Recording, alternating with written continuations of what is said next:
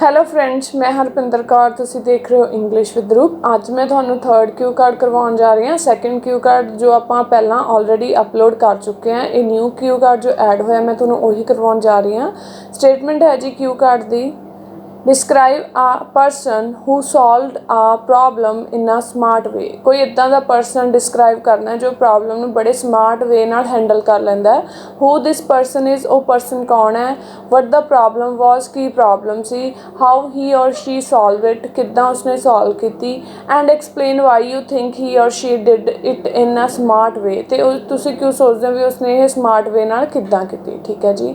ਸੋ ਆਪਾਂ ਸਟਾਰਟਿੰਗ ਕਰਾਂਗੇ, ਇੰਟਰੋਡਕਸ਼ਨ ਦੇਵਾਂਗੇ। ਕਹਿੰਦੇ to think outside of the box. ਠੀਕ ਹੈ, ਇਸ ਦਾ ਮਤਲਬ ਵੀ ਥੋੜ੍ਹੇ ਕੰਫਰਟ ਲੈਵਲ ਤੋਂ ਬਾਹਰ ਹੋ ਕੇ ਸੋਚਣਾ। Is always the term that comes to mind when a problem arises. ਕਹਿੰਦੇ ਆਪਾਂ ਉਦੋਂ ਹੀ ਆਊਟ ਆਫ ਦਾ ਬਾਕਸ ਸੋਚਦੇ ਹਾਂ ਜਦੋਂ ਆਪਣੇ ਸਾਹਮਣੇ ਕੋਈ ਪ੍ਰੋਬਲਮ ਆਉਂਦੀ ਹੈ। And not every one succeeds in coming up with the solution. ਹਰੇਕ ਪਰਸਨ ਇਹਦੇ ਵਿੱਚ ਕਹਿੰਦੇ ਕਾਮਯਾਬ ਨਹੀਂ ਹੁੰਦਾ ਪ੍ਰੋਬਲਮ ਨੂੰ ਸੋਲਵ ਕਰਨ ਦੇ ਵਿੱਚ।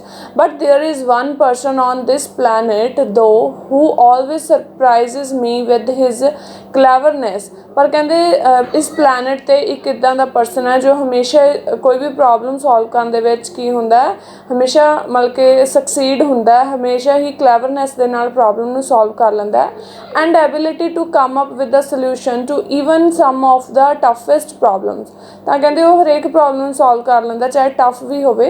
His name is Rahul and he is my neighbour. ਉਹਦਾ ਨੇਮ ਕੀ ਹੈ, ਕਹਿੰਦੇ ਰਾਹੁਲ ਹੈ, ਅਤੇ ਉਹ ਮੇਰਾ ਕੀ ਹੈ, ਇੱਕ ਨੇਬਰ ਹੈ।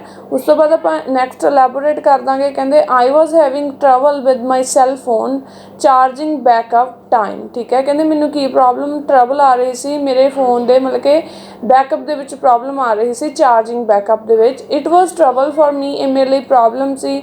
And I could not get the right power backup as I was suppose to get. ਕਹਿੰਦੇ ਮੈਨੂੰ ਰਾਈਟ ਪਾਵਰ ਬੈਕਅਪ ਨਹੀਂ ਸੀ ਮਿਲ ਰਿਹਾ ਜੋ ਮੈਂ ਚਾਹੁੰਦੀ ਸੀ। Battery draining was a very common issue with this phone set. ਕਹਿੰਦੇ ਕੀ ਹੁੰਦਾ ਸੀ, ਕਹਿੰਦੇ ਵੀ ਬੈਟਰੀ ਬਹੁਤ ਜਲਦੀ ਲੋ ਹੋ ਜਾਂਦੀ ਸੀ, ਲੋਅ ਹੋ ਜਾਂਦੀ ਸੀ।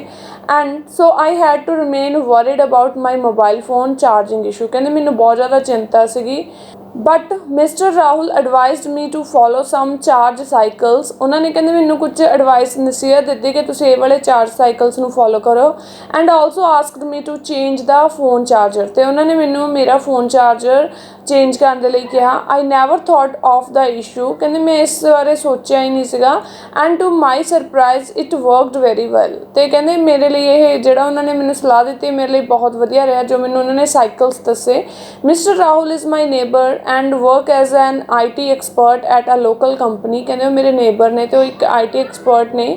ਆਈ have a good relationship with him and share my issues to get his valuable suggestions. ਅਤੇ ਕਹਿੰਦੇ ਮੈਂ ਆਪਣੀਆਂ ਪ੍ਰੋਬਲਮ ਇਸ਼ੂ ਉਹਨਾਂ ਨਾਲ ਸ਼ੇਅਰ ਕਰਦੀ ਰਹਿੰਦੀ ਹਾਂ ਤਾਂ ਕਿ ਮੈਨੂੰ ਵੈਲਿਊਏਬਲ ਸੁਜੈਸ਼ਨ ਮਿਲਦੇ ਰਹਿਣ।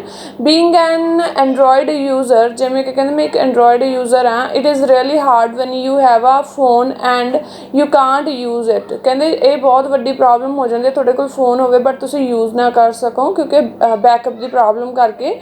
I was experiencing the matter and I shared the fact with him to get some solution। ਕਹਿੰਦੇ ਇਹ ਸਾਰਾ ਮੈਟਰ ਉਹਨਾਂ ਨਾਲ ਮੈਂ ਸ਼ੇਅਰ ਕੀਤਾ। He asked me to change the charging adapter।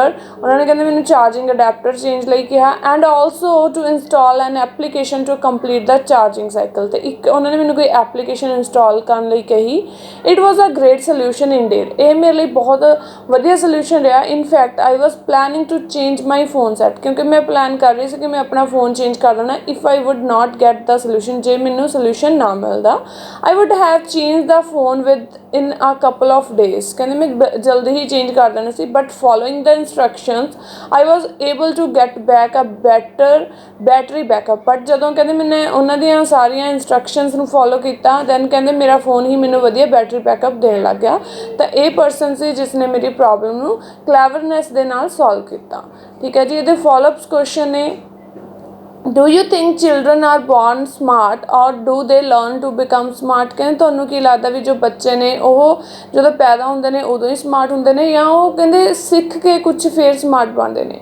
ਕਹਿੰਦੇ it's totally true that everyone born with natural intelligence. ਕਹਿੰਦੇ ਇਹ ਸਹੀ ਹੈ ਕਿ ਹਰੇਕ ਪਰਸਨ 'ਚ ਕੁਝ ਨਾ ਕੁਝ ਨੈਚੁਰਲ ਇੰਟੈਲੀਜੈਂਸ ਹੁੰਦੇ ਆ ਜਦੋਂ ਬੋਰਨ ਹੁੰਦਾ, ਬਟ ਦਾ ਇਨਵਾਇਰਮੈਂਟ ਜੋ ਕਹਿੰਦੇ ਇਨਵਾਇਰਮੈਂਟ ਹੁੰਦਾ society where he lives can make him improve and grow his intellectual quotient or unfit to develop his intellectual skills genetically received। We are all born intelligent. So ਇਸ ਦਾ ਮਤਲਬ ਇਹ ਹੈ ਕਿ ਸਾਰਿਆਂ ਦੇ ਵਿੱਚ ਕੁਛ ਨੈਚੁਰਲ ਟੈਲੈਂਟ ਹੁੰਦਾ, ਬਟ ਜੋ ਇਨਵਾਇਰਮੈਂਟ 'ਚ ਆਪਾਂ ਰਹਿ ਰਹੇ ਹੁੰਦੇ ਹਾਂ, ਸੁਸਾਇਟੀ 'ਚ ਰਹਿ ਰਿਹਾ ਹੁੰਦਾ ਉਹ ਪਰਸਨ, ਉਸ ਦਾ ਇਫੈਕਟ ਉਹਦੇ ਉੱਤੇ ਪੈਂਦਾ ਹੈ, ਤਾਂ ਉਹਦੇ ਵਿੱਚ ਕੁਝ ਨਾ ਕੁਝ ਇੰਪਰੂਵਮੈਂਟਸ ਹੁੰਦੀਆਂ ਨੇ। ਇੰਟਲੈਕਚੁਅਲ ਸਕਿੱਲਸ, ਮੈਂਟਲ ਰਿਲੇਟਡ ਆਪਾਂ ਕਹਿ ਦਈਏ ਉਹਦਾ ਮਾਈਂਡ ਕੀ ਹੈ ਜ਼ਿਆਦਾ ਹੋਰ ਤੇਜ਼ ਹੋ ਜਾਂਦਾ। ਸੋ ਇਹ ਡਿਪੈਂਡ ਕਰਦਾ ਜਿੱਦਾਂ ਦੇ ਆਪਾਂ ਸੁਸਾਇਟੀ 'ਚ ਰਹਿੰਦੇ ਹੁੰਦੇ ਹਾਂ। ਸੈਕਿੰਡ ਕੁਐਸਚਨ ਹੈ ਕਹਿੰਦੇ how do children become smart at school. ਕਿੱਦਾਂ ਬੱਚੇ ਸਕੂਲ ਦੇ ਵਿੱਚ ਸਮਾਰਟ ਮਤਲਬ ਕਿ ਬਣਦੇ ਨੇ। ਹਾਊ ਡੂ ਚਿਲਡਰਨ, ਸੋ ਕਹਿੰਦੇ ਦੇयर ਆਰ ਵੇਰੀਅਸ ਮੈਥਡ, ਬਹੁਤ ਸਾਰੇ ਮੈਥਡ ਨੇ। For example children and teenagers learn by observing, listening, exploring, experimenting and asking questions. ਕਹਿੰਦੇ ਇਹਨਾਂ ਜਿਹੜੇ ਫੈਕਟਰਸ ਦੇ ਕਰਕੇ ਇੰਟੈਲੀਜੈਂਟ ਬਣਦੇ ਨੇ। ਬੀਇੰਗ ਇੰਟਰਸਟਿਡ, ਕਹਿੰਦੇ ਕਈਆਂ ਦਾ ਜਿਵੇਂ ਇੰਟਰਸਟ ਹੁੰਦਾ they participate in numerous activities like games, so which is also beneficial for them, ਤੇ ਇਹ ਉਹਨਾਂ ਦੇ ਲਈ ਬੈਨੀਫਿਸ਼ੀਅਲ ਹੁੰਦੇ ਤਾਂ ਉਹ ਸਮਾਰਟ ਬਣਦੇ ਨੇ। ਥਰਡ ਕੁਐਸਚਨ ਹੈ why are some people well rounded and others only good at one thing. ਕਹਿੰਦੇ ਕਿਉਂ ਕੁਝ ਲੋਕ ਵੈਲ ਰਾਊਂਡਡ ਹੁੰਦੇ ਨੇ ਮਤਲਬ ਕਿ ਹਰੇਕ ਚੀਜ਼ ਪਰਫੈਕਟ ਹੁੰਦੇ ਤੇ ਕਈ ਸਿਰਫ ਇੱਕ 'ਚ ਹੀ ਹੁੰਦੇ ਆ। ਸੋ ਅਕੋਰਡਿੰਗ ਟੂ ਮੀ ਕਹਿੰਦੇ some individuals have some extra qualities, ਕੁਝ ਐਕਸਟਰਾ ਕੁਆਲਿਟੀਜ਼ ਹੁੰਦੀਆਂ ਨੇ। So that's why they are indulging in more activities, so ਉਹਦੇ ਕਰਕੇ ਕਹਿੰਦੇ ਉਹ ਪਾਰਟੀਸਪੇਟ ਕਰਦੇ ਨੇ ਹੋਰ ਐਕਟੀਵਿਟੀਜ਼ ਦੇ ਵਿੱਚ ਐਂਡ ਦੇ ਬਿਕਮ ਐਕਸਪਰਟ ਇਨ ਇਟ, ਤੇ ਉਹਦੇ ਵਿੱਚ ਐਕਸਪਰਟ ਬਣ ਜਾਂਦੇ ਨੇ। ਹਾਊਐਵਰ ਦੂਸਰੀ ਸਾਈਡ ਦੇਖਿਆ ਜਾਵੇ some people have interested in a particular field. ਕਹਿੰਦੇ ਕਈਆਂ ਦਾ ਇੰਟਰਸਟ ਸਿਰਫ ਇੱਕ ਫੀਲਡ ਦੇ ਵਿੱਚ ਹੁੰਦਾ, ਪਰਟੀਕੂਲਰ ਹੁੰਦਾ ਸਿੰਗਲ ਫੀਲਡ ਦੇ ਵਿੱਚ। So that's the reason they are good in one field, ਤਾਂ ਕਰਕੇ ਕਹਿੰਦੇ ਸਿਰਫ ਇੱਕ ਫੀਲਡ ਦੇ ਵਿੱਚ ਹੀ ਬੈਟਰ ਹੁੰਦੇ ਨੇ।